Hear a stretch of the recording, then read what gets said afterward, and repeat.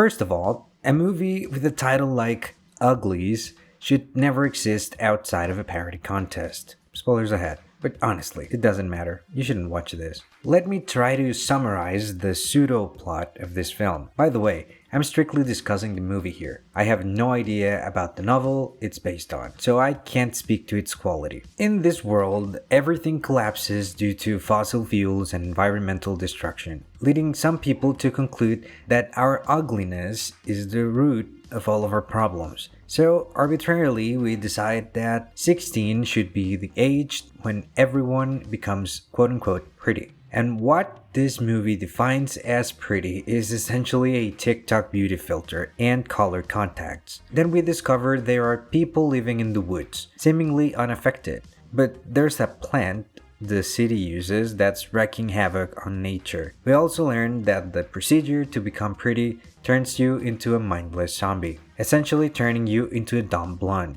Literally. And that's not an insult. That's literally what they turn you into. I have a million issues with this film. The world building is virtually non-existent. It feels like a mishmash of A Brave New World, The Hunger Games, and other dystopian teen movies, without the depth or explanation of the latter. The term quote-unquote uglies and quote-unquote pretties sounds like something straight out of a middle school Mean Girls diary. Watching the characters deliver those lines with a straight face is arguably the only redeeming aspect of the film. Maybe it would have worked slightly better if the characters didn't look like they were all in their 30s. Oh wait, some of them actually are. They're supposed to be 15 or 16. Casting actual teenagers for a film about teenagers, especially when age is central to the plot, seems like a missed opportunity. I'm just saying. Joey King may look younger than she is, but there's no universe in which she passes for younger than 22. I'm starting to think that with fewer people having kids these days, the cast and director simply forgot how teenagers actually look.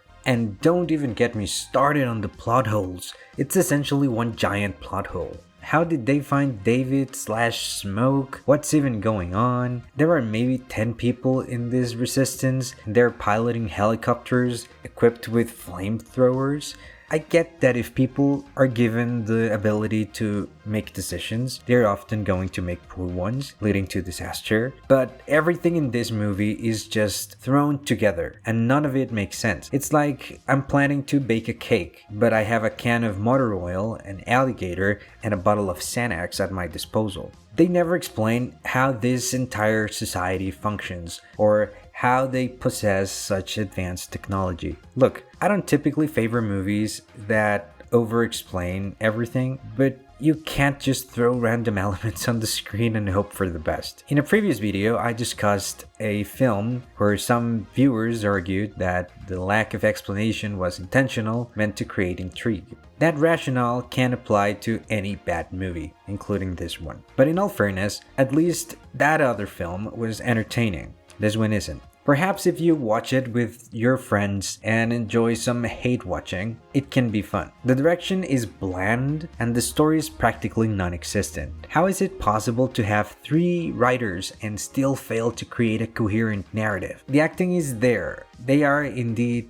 acting. But again, no actor, no matter how talented, can salvage a script this poor. Can you imagine Leo DiCaprio, Al Pacino, or Ingrid Bergman delivering lines like Uglies with a straight face? I actually feel sorry for the actors, actually. I was half expecting the cliche ending where a character delivers a monologue about how beauty is on the inside and that they are all beautiful even without the surgery. That we should embrace our differences instead of trying to blend in. You know, the kind of inspirational poster you can find framed in a beige living room. But no, they left us with a cliffhanger and a final shot of Joey King, complete with an absurd amount of filters. I started to wonder if this was all generated by AI at some point. That could have been a more interesting twist, especially if the movie had ended with a message stating it was all created using AI. It could explain a lot. But no, it's real, and the CGI looks like something out of a video game that came out 10 years ago. As a 3D artist, I understand how expensive heavy CGI can be, but